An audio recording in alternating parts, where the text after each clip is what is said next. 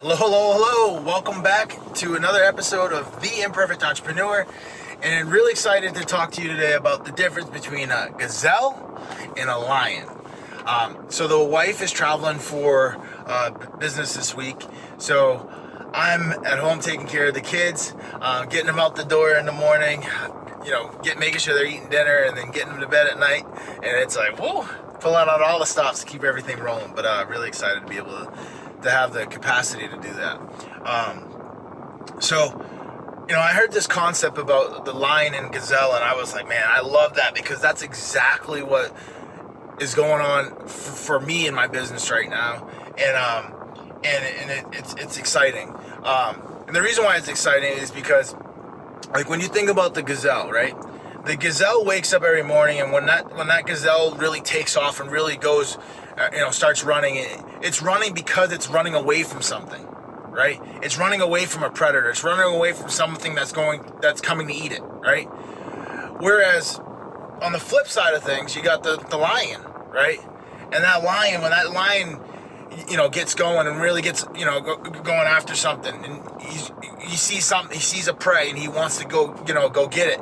He gets roaring, right? And he gets excited, and he gets moving, and he's being intentional about where he wants to go, and he's going towards something because he's hungry. He wants it, right?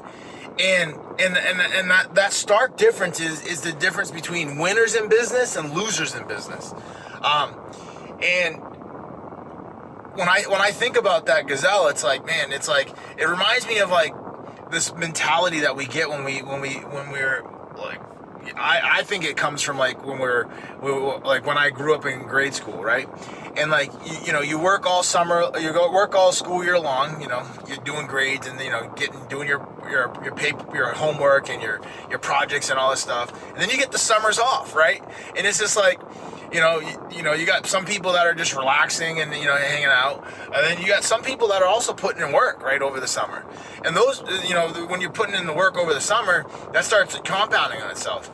And that stark difference became apparent to me when I went to Syracuse. I now all of a sudden was in an environment where people had made a commitment, like in third and fourth grade, that they were going to play football at the next level. And here I made a commitment my junior year in high school saying I want to play football at the next level. Now they had, third grade, fourth grade, fifth grade, sixth grade, seventh grade, eighth grade, ninth grade, and 10th grade on top of what I had not, on all of that work they put in on all those years, on top of when I made the commitment in my junior year, senior year, you know what I mean? Like, that's why they were so much stronger. That's why they were so much faster. That's why they were all of those things, right? And that they just had they had that lion mentality, right?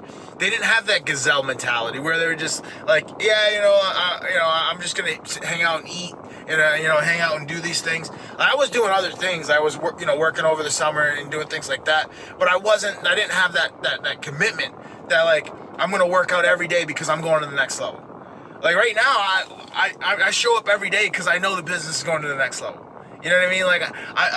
Like that lion mentality is all throughout the business. You got team members that are showing every day because they can see the potential in McKinsey. They're showing up every day. They're taking care of emails. They're responding to things. We're being intentional about the new opportunities we're going. We're being intentional about running jobs and making sure we're ahead of things. All of those things is the mentality of the lion. We're going after something. We're not just sitting back and waiting and, maybe next year it'll come. Like, no, like we got to find the opportunities. And even like this year, like we had to go on this platform, to go get additional opportunities over and above the opportunities that we had already been awarded vehicles on. Like, so we go after these like MATOC contracts where there's there's a select pool of contractors and then the different agencies or just different customers will throw projects at that task order, those task order contractors. So like between McKinsey and 5 other people, we're all bidding on these projects. So like, in addition to those projects that we're going after, we had to go to this beta.sam platform and get all these additional projects. Why?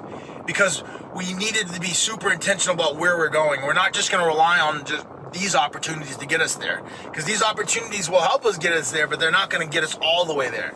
And that's being intentional. We're chasing after something. We're going after it, instead of just saying, oh, we're just gonna, live off of these opportunities, and we're just gonna eat our grass, and have a mentality of like, only gonna run when something's chasing us, right?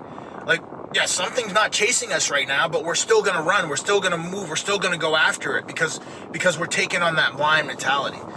And I love that mentality, and I haven't always had that mentality. There's been definitely summers when I was not doing everything I should have been doing.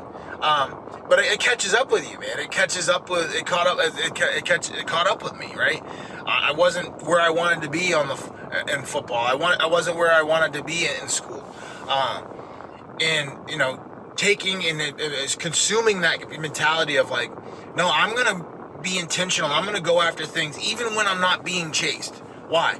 Because I know there's gonna come a time where there is gonna be a threat in the environment.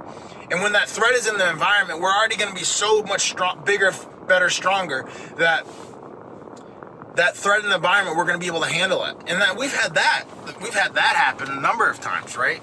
Like, we had a bonding company pull out from underneath us. Like they said, no, like we're not interested in bonding you any more projects. Like, and that's always a difficult thing. I had built a 10-year relationship with them. They're like really integrated into your financials, and there's a lot of steps that go into having a strong relationship with a bonding company, that when you submit them a bond, like, hey, they're giving you that bond.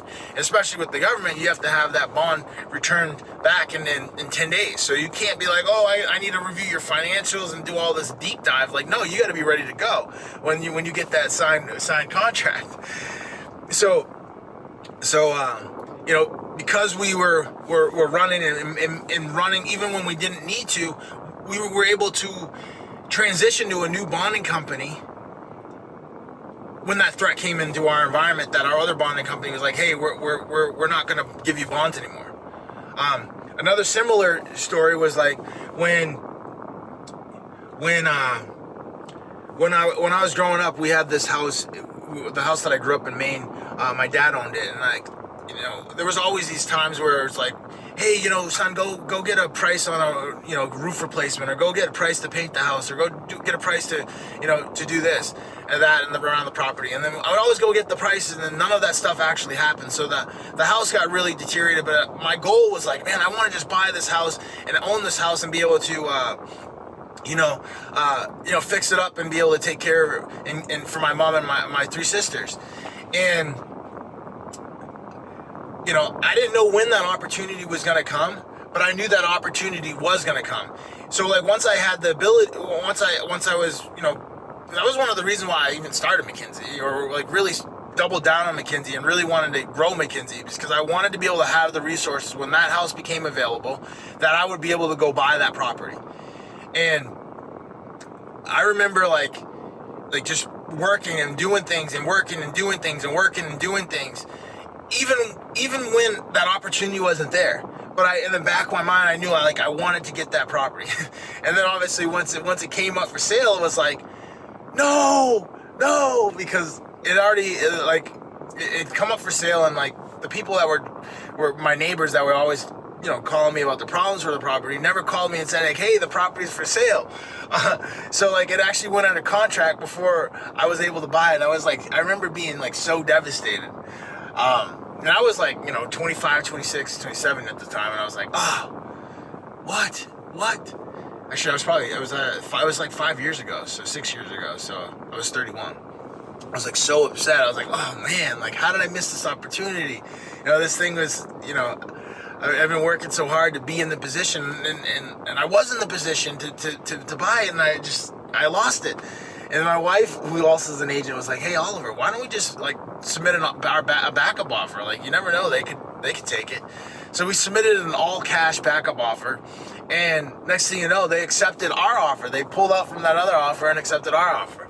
I was like, oh my God, like that's so cool. Like we were able to buy that property and fix it up. And at the time, my mom had already passed away, and my sisters were already doing their things. One was in New York, one was in DC, the other one was in Colorado, and it just was like, I don't have any use for this property, but it was still the goal and the target that I wanted to go be able to have the resources to be able to leave town the right way.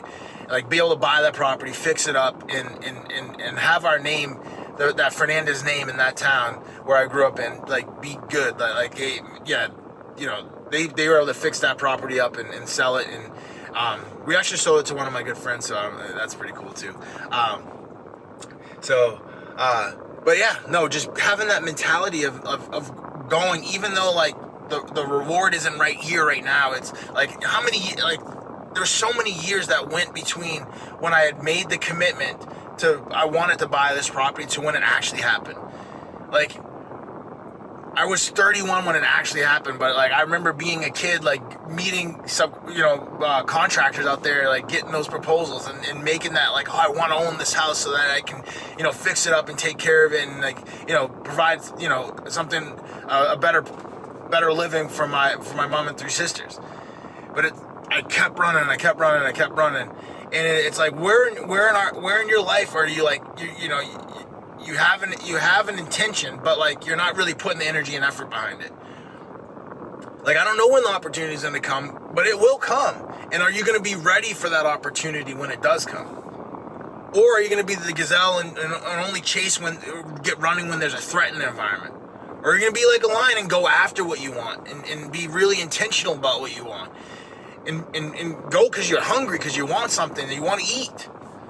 And that's something that I'm embodying. I'm really working to be a great leader in the organization, to have that same mentality embodied with all of our team members. And it's something that I'm asking team members about on the interview process. Like, what are your goals? If someone doesn't have any goals, like, they're going to come in and, like, they're not going to have any goals. Like, I want people that want to take care of their family. I want people that want to provide, that want to be a provider for their own personal, professional, and financial goals. And, like, we're going to all utilize McKinsey as the vehicle to go ahead and produce that, right? And that's what I'm excited about. That's really what I'm really excited about, is, like, continuing to attract those team members, retain and align those team members that are hungry, that want to go to the next level, to the vehicle of McKinsey and the other organizations we're a part of. Really excited about that as well. With that, if you got any value from this, go ahead and leave me a comment below and smash that like button. Let's roll. Have a great day.